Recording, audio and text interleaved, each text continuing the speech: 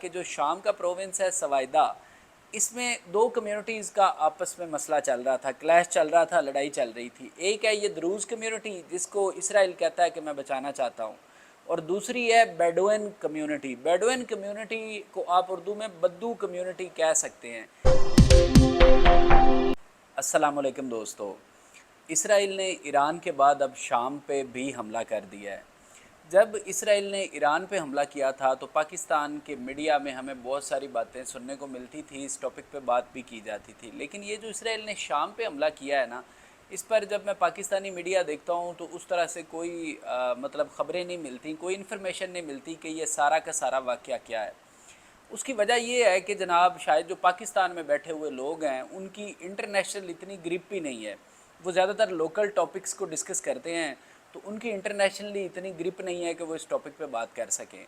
तो आज मैं वीडियो ये बना ही इसलिए रहा हूँ क्योंकि इस टॉपिक पे ज़्यादातर इन्फॉर्मेशन नहीं है। ये जो इसराइल ने शाम पे हमला किया है और इससे रिलेटेड जो इन्फॉर्मेशन है वो बड़ी इंटरेस्टिंग है, ख़ासकर उन लोगों के लिए जो इंटरनेशनल रिलेशंस में अपना इंटरेस्ट रखते हैं। तो सबसे पहले हम ये बात करते हैं कि इसराइल ने बहाना क्या बनाया है शाम पर हमला करने के लिए, क्योंकि उन्होंने जो शाम का कैपिटल है वहाँ पे पहले ड्रोन हमले किए, बाद में उन्होंने मिसाइल से हमला किया। उनका जो हेड क्वार्टर है शाम की फोर्सेस का, उस पर हमला हुआ। तो उन्होंने बहाना क्या बनाया? बहाना जनाब उन्होंने ये बनाया है, वो कहते हैं कि हम द्रूज़ कम्युनिटी है एक शाम में रहने वाली। वो कहते हैं हम इस द्रूज़ कम्युनिटी को, जो कि शाम में एक माइनॉरिटी है, उनको हम प्रोटेक्ट कर रहे हैं कि उनकी जान को ख़तरा है, शामी जो फ़ौजें हैं वो उनको नुकसान पहुंचा सकती है, तो हम उनको उनकी हिफाजत करना चाहते हैं शाम में रहने वाली द्रूज़ कम्युनिटी की। अब यहाँ पे आपको ये बताता चलूँ कि वहाँ पे कन्फ्लिक्ट चल रहा था। जो शाम का सूबा सवाइदा है ना, प्रोनंसिएशन में प्रॉब्लम हो सकती है, तो आप मतलब इसको देख लीजिएगा कि जो शाम का प्रोविंस है सवाइदा, इसमें दो कम्युनिटीज़ का आपस में मसला चल रहा था, क्लैश चल रहा था, लड़ाई चल रही थी। एक है ये द्रूज़ कम्युनिटी जिसको इसराइल कहता है कि मैं बचाना चाहता हूँ, और दूसरी है बेडुइन कम्युनिटी। बेडुइन कम्युनिटी को आप उर्दू में बद्दू कम्युनिटी कह सकते हैं। ये वही बद्दू कम्युनिटी है, जब आप उलमा कराम को सुनते हैं पाकिस्तान में तो वो बार बार कई सहाबा कराम का जिक्र भी करते हैं कि ये पहले बद्दू हुआ करते थे। बद्दू बेसिकली उनको कहा जाता है, थोड़ा सा आपको इस बारे में बताता चलूँ कि जो लोग सहरा में रहती थी ना, जो कम्युनिटी, और बकरियां पालते थे, मवेशी पालते थे, और एक कबायली कल्चर था, उस कम्युनिटी को बद्दू कम्युनिटी कहा जाता है। ये एक पर्टिकुलर को ख़ास कबीला नहीं है बल्कि एक लार्जर कम्युनिटी है। नबी सल्लम से के ज़माने से पहले से ये जो कम्युनिटी है ये अरब में एग्जिस्ट करती है, और ये वो कम्युनिटी है बद्दू कम्युनिटी जिन्होंने इस्लाम को बहुत अच्छे तरीके से परसीव किया और इन्होंने इस्लाम कबूल किया। ये वो कम्युनिटी थी, और इन्हीं में से बहुत सारे जो मशहूर कबीले हैं वो बद्दू कम्युनिटी से ही बिलोंग करते हैं, जो बाद में नबी सल्लम के बाद जो कबीले आए। तो ये सारा आपको हिस्टोरिकल पर्सपेक्टिव बताने का मकसद ये था कि ये वो बद्दू कम्युनिटी है, क्योंकि ये बद्दू कम्युनिटी फिर यहाँ से अरब से आगे चली गई थी, शाम में भी, यानी ये जो सऊदी अरब का इलाका होता था इधर से आगे मुख्तलिफ़ जगहों पे चली गई, तो शाम में भी ये जाके सेटल हुई बद्दू कम्युनिटी। तो ये बद्दू कम्युनिटी का और दूसरे जो द्रूज़ कम्युनिटी है इनका आपस में मसला है। अब मैंने आपको बद्दू कम्युनिटी का तो सारा बता दिया, अगर मैं आपको द्रूज़ की हिस्ट्री के बारे में बताऊँ ना, जिनके साथ इस बद्दू कम्युनिटी का मसला चल रहा है, ये जनाब जो द्रूज़ कम्युनिटी है ये निकले हैं इस्माइली शिया में से, लेकिन ये अपने आप को मुसलमान ख़ुद भी नहीं समझते। बाकियों ने तो क्या समझना, ये ख़ुद भी अपने आप को मुस्लिम आइडेंटिफाई नहीं करते। इनका जो ओरिजिन है वो इस्माइली शिया में से हुआ था, लेकिन इन्होंने इस्माइली शिया की प्रैक्टिसेस भी सारी की सारी नहीं अपनाई, बल्कि इन्होंने कुछ ख़ास प्रैक्टिसेस अपनाई, और ये ख़ुद भी अपने आप को मुसलमान नहीं समझते और इनको बाकी मुसलमान भी मुसलमान नहीं समझते। तो मतलब ये एक नॉन मुस्लिम कम्युनिटी है द्रूज़ कम्युनिटी, और इनके मुकाबले में कौन है? बद्दू कम्युनिटी। इन दोनों कम्युनिटीज़ का आपस में मसला चल रहा था, लड़ाई चल रही थी। तो इसराइल ने क्या कहा, मैंने आपको बताया कि वो कहते हैं हम द्रूज़ कम्युनिटी को प्रोटेक्ट करना चाहते हैं। अब यहाँ पे सवाल पैदा होता है कि क्या इसराइल का ये बहाना ठीक है? तो आप जब थोड़ा सा स्टैटिस्टिक्स को देखते हैं तो इसराइल का ये बहाना आपको बिल्कुल अजीबोगरीब लगेगा, बल्कि आप सर पकड़ के बैठ जाएंगे। उसकी वजह ये जनाब कि ये जिस सूबे में मसला चल रहा है ना, सवाइदा सूबे में, वहाँ पे द्रूज़ कम्युनिटी 90% से ज़्यादा है, 90% से ज़्यादा द्रूज़ कम्युनिटी के लोग हैं, और ये जो बद्दू कम्युनिटी है ये उस सूबे में तो है ही माइनॉरिटी में, ये तो ऑलरेडी कम है। तो होता क्या है, जो मेजॉरिटी में होती कोई कम्युनिटी, वो जो माइनॉरिटी में कम्युनिटी होती है उनको सप्रेस करती है, उन पर जुल्म करती है। तो बचाया हमेशा से किसे जाता है? माइनॉरिटी को, ना कि मेजॉरिटी को बचाया जाता है। लेकिन ये इसराइल का अजीबो गरीब मंतक है कि वो कहते हैं हम दुरूज़ जो कम्युनिटी उसको प्रोटेक्ट करना चाहते हैं। और उन्हें यहाँ पे बहाना क्या मिला, क्योंकि जो ये जो शाम की फ़ौजें हैं वो दाखिल हो गई थी सवाइदा में अमन व अमान कायम करने के लिए। ये जो द्रूज़ कम्युनिटी और बद्दू कम्युनिटी का आपस में क्लैश चल रहा था, तो इसराइल ने कहा कि ये शामी फ़ौजें दरअसल मार रही हैं द्रूज़ कम्युनिटी को और हम इसको सेव करना चाहते हैं द्रूज़ कम्युनिटी को। तो ये सारे का सारा बहाना है। और मैंने आपको सवाइदा सूबे के स्टैटिस्टिक्स भी बता दिए कि इसके स्टैटिस्टिक्स क्या हैं।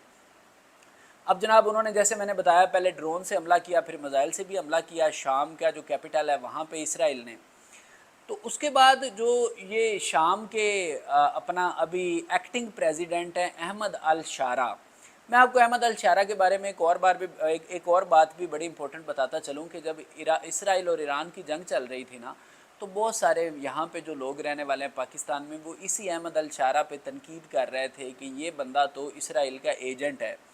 आज इसराइल ने उसी की हुकूमत पर हमला करके ये साबित कर दिया है कि ये सारी कॉन्स्पायरेसी थ्योरीज थी, ऐसी कोई बात नहीं। क्योंकि कभी भी कोई मुल्क अपने एजेंट पे हमला नहीं करेगा, एजेंट को तो हुक्म जो करेगा वो एजेंट कर लेगा। तो उन्होंने खैर हमला किया। और उसके बाद ये जो अहमद अल शारा हैं, आप इनकी अक्लमंदी समझ लें कि इन्होंने एक ब्रॉडर जंग को बचाया है, या जनाब आप इनकी कमज़ोरी समझ लें, क्योंकि ये अक्लमंदी है या कमज़ोरी ये तो वक्त बताएगा। इन्होंने जो अपनी फ़ौजें दाखिल की थी इस सवाइदा प्रोविंस में, वो फ़ौजें वापस बुला ली हैं। और अहमद अल शारा ने कहा है कि सवाइदा सूबे में जो मामला चल रहे हैं द्रूज़ कम्युनिटी के दरमियान और इसके दरमियान बद्दू कम्युनिटी के दरमियान, इन मामलात को जो इन दोनों कम्युनिटीज़ के बड़े हैं वो हैंडल करेंगे। यानी कि जो द्रूज़ कम्युनिटी के बड़े हैं और जो बद्दू कम्युनिटी के बड़े हैं। फिर ये जो द्रूज़ कम्युनिटी है ना, इनके बारे में एक और बात मैं आपको बताता चलूँ कि इन्होंने एक अपनी मलेशिया बनाई हुई है। मलेशिया यानी कि इन्होंने अपनी एक प्राइवेट आर्मी बनाई हुई है, एक इन्होंने अपनी फ़ौज बनाई हुई है अपने आप को प्रोटेक्ट करने के लिए। जब यहाँ पे बशर अल असद की हुकूमत थी ना शाम में, बहुत अरसा रही है, पता नहीं कितने ही साल, एक दहाई से ज़्यादा, बल्कि शायद इससे भी मैंने अभी स्टैटिस्टिक्स चेक नहीं किए, एक दहाई से बहुत ज़्यादा बशर अल असद की हुकूमत रही है। तो इस हुकूमत में भी ये जो द्रूज़ कम्युनिटी के लोग हैं इन्होंने अपने आप को तकरीबन न्यूट्रल रखा है। क्योंकि ये मैंने बताया नॉन मुस्लिम लोग हैं, ये अपना एक ख़ास इनका अकीदा है। तो ये ना तो बशर अल असद के साथ थे, ना ही उनके ये ख़िलाफ़ थे। तो ये सवाइदा सूबा दूसरे शाम की निस्बत की से अगर हम इसे कंपेयर करें तो यहाँ पे रिलेटिवली अमन रहा है। क्यों? क्योंकि इन्होंने अपनी मलेशिया बनाई हुई है, अपनी इन्होंने एक प्राइवेट आर्मी बनाई हुई है। तो अब ये जो एक्टिंग प्रेसिडेंट साहब हैं अहमद अल शारा, उन्होंने कहा है कि ये इनकी प्राइवेट आर्मी को ही इन्होंने मामलात दे दिए हैं। और जो बद्दू कम्युनिटी है उनके बड़ों को और द्रूज़ कम्युनिटी के बड़ों को कहा है कि आप बैठ के इनके मामलात हल करवाएं। और उन्होंने अल्टीमेटली अपनी जो फ़ौजें दाखिल की थी सवाइदा सूबा में वो वापस बुला ली हैं। अब मैंने आपको बताया कि इनका फ़ौजें वापस बुलाने का फ़ैसला कमज़ोरी है या अक्लमंदी, ये आने वाला वक्त ही बताएगा। क्योंकि अगर फ़ौजें वापस ना बुलाते तो इसराइल ने यही कहा था कि आप हमारे बॉर्डर के करीब अपनी फ़ौजें ना भेजें। अब यहाँ पे एक और सवाल पैदा हुआ कि ये फिर सवाइदा सूबा जो है ये क्या इसराइल के बॉर्डर के पास है? तो ये इसराइल के बॉर्डर के पास इस तरह से बनता है क्योंकि सवाइदा सूबा के करीब है गोलान हाइट्स। गोलान हाइट्स कौन सी जगह है? गोलान हाइट्स एक ऐसी जगह है जो कि शाम का हिस्सा थी 1967 तक। फिर 1967 की जो जंग हुई उसमें जनाब ये इसराइल ने कैप्चर कर लिया था ये इलाका, ये गोलान हाइट्स का। और ये इलाका स्ट्रेटजिकली बहुत इंपॉर्टेंट है क्योंकि ये हाइट पे है। तो साफ ज़ाहिर है जो भी हाइट पे होगा इसे दूसरों की फ़ौजों पर एक बर्तरी हासिल होगी। तो उन्होंने इसका जो आप कह सकते हैं 2/3 इलाका इस गोलान हाइट्स का उन्होंने कैप्चर कर लिया 1967 की 6 दिन की जंग में इसराइल ने। और बाद में 1980 के बाद इसे अपने मुल्क में ज़म भी कर लिया, बाकायदा इसराइल का हिस्सा बना लिया। अब 2024 में बताया जा रहा है कि जो बाकी 1/3 था उस पर भी कब्ज़ा कर लिया है इसराइल ने, जो बाकी 1/3 बचा था गोलान हाइट्स का इलाका। तो मतलब ये इसराइल का बॉर्डर एक तरह से लगता है किसके साथ? सवाइदा प्रोविंस के साथ, जो शाम का सूबा है। तो वो कहते हैं कि क्योंकि गोलान हाइट्स पे हमारा कब्ज़ा है तो इस गोलान हाइट्स के पास आप ये फ़ौजें अपनी दाखिल ना करें। उन्होंने शाम की गवर्नमेंट को कहा है, यानी अहमद अल शारा को कहा है, और उन्होंने इसराइल की ये मुतालबा मानते हुए और अपने मुल्क में अमन कायम रखने की नीयत से ही, उनका बयान तो यही है कि हम अपने मुल्क में अमन कायम करना चाहते हैं, आगे तो बाद में पता चलेगा सारी की सारी स्टोरी क्या है। तो उन्होंने ये फ़ौजें वापस बुला ली। और फ़िलहाल अगर मैं आपसे बात करूं तो ये एक ही दिन की स्ट्राइक्स थी जिसके बाद अब ये सीज़ फायर हो चुका है इसराइल और शाम के दरमियान। پھر اگر ہم گولان ہائٹس کی بات کریں تو اس کی بھی بڑی انٹرسٹنگ اس کے حوالے سے کچھ میرے پاس خبر ہے، وہ یہ ہے جناب کہ یہ گولان ہائٹس میں بھی جو سب سے زیادہ کمیونٹی رہتی ہے وہ دروز کمیونٹی ہے، یعنی کہ وہی دروز کمیونٹی جو سوائدہ میں رہتی ہے، یعنی کہ وہی نان مسلمز لوگ کہاں پہ رہتے ہیں، گولان ہائٹس میں بھی۔ اب یہ آپ سارا کا ساری اگر اس ڈسکشن کو آپ سمجھیں تو آپ دیکھیں گے کہ اسرائیل کے ساتھ شام کا ایک ایسا علاقہ لگتا ہے جہاں پہ نان مسلم دروز کمیونٹی رہتی ہے، اور ان کے جو کچھ ریلیشنز ہیں آپس میں اسرائیل کے لوگوں کے ساتھ وہ بھی ہیں، ان کے رشتہ داریاں بھی ہیں، وہ کیسے ہیں؟ وہ اس طرح سے ہیں کہ جناب اسرائیل میں بھی دروز کمیونٹی رہتی ہے، اور اس دروز کمیونٹی کو اسرائیل ویسے ہی ٹریٹ کرتا ہے جیسے جیوز کو ٹریٹ کرتا ہے۔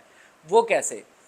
اسرائیل میں جو مرد ہیں نا، جو مین ہیں، وہ جو جیوز مین ہیں ان پر کمپلسری ہے کہ وہ فوج کی تربیت لیں گے، ملٹری ٹریننگ ان کے لیے کمپلسری ہے جیوز مین کے لیے، اور اسی طرح سے دروز کے جو مین ہیں ان پر بھی یہ کمپلسری ہے کہ وہ ملٹری ٹریننگ لیں گے۔ یعنی اسرائیل ویسے ہی سمجھتا ہے دروز کے لوگوں کو، دروز کمیونٹی کے لوگوں کو جیسے جیوز کو سمجھتا ہے۔ تو بہت سارے جو دروز کمیونٹی کے لوگ ہیں وہ آئی ڈی ایف میں سرو کر رہے ہیں، اسرائیلی ڈیفنس فورسز میں، یعنی کہ اسرائیل کی فوج میں، دوسرے لفظوں میں۔ تو اسی وجہ سے اسرائیل نے یہ بہانہ بنایا، انہوں نے کہا کہ ہم پر جی ہماری کمیونٹی کی وجہ سے پریشر ہے، کیونکہ دروز کمیونٹی کے لوگ اسرائیل کی فوج میں شامل ہیں، تو وہ کہتے ہیں کہ دروز کے ساتھ یہ زیادتی ہو رہی ہے، کہاں پہ؟ سوائدہ پروونس میں، ان کو مارا جا رہا ہے بیڈون کمیونٹی کی طرف سے، بدو کمیونٹی کی طرف سے، اور یہ شامی فوج کی طرف سے۔ تو ہم ان کو یہ ہیلپ کرنے کے لیے آئے ہیں کہ ان کو کہیں ان کو مارجنلائز نہ کیا جائے۔ یہ سارا کا سارا بہانہ تھا اسرائیل کا۔ اب یہاں پہ آپ ایک اور بات نوٹ کریں کہ دیکھیں کیسے ایک کمیونٹی کے لوگ، دروز کمیونٹی کے لوگ، اپنی دوسری کمیونٹی کو بچانے کے لیے آ گئے، کہاں پہ؟ شام پر انہوں نے حملہ کر دیا۔ لیکن آپ مسلمز کو دیکھیں کہ ایک طرف مسلم مر رہے ہوتے ہیں اور دوسری طرف والے مسلمان یا تو نیوٹرل کھڑے ہوتے ہیں یا خوش ہو رہے ہوتے ہیں۔ تو ہمیں مسلمانوں کو، اوورآل ساری دنیا کے مسلمانوں کو اللہ تعالیٰ سے ڈرنا چاہیے، اور ہمیں اس بارے میں سوچنا چاہیے کہ نبی پاک صلی اللہ علیہ وسلم نے کہا تھا کہ ایک مسلمان دوسرے مسلمان کا بھائی ہے، لیکن ہمارا کیا کردار ہے؟ اور آپ دوسری طرف دوسری کمیونٹیز کا کردار دیکھیں، کیونکہ دروز آئی ڈی ایف میں تھے، اسرائیل نے فوراً حملہ کر دیا کس پہ؟ شام پہ۔ تو یہ شام کا جو علاقہ ہے نا، سوائدہ پروونس والا، یہ شام کے لیے بھی خطرے کی گھنٹی ہے۔ اس کی وجوہات کیا ہیں؟ اس کی دو بڑی وجوہات ہیں۔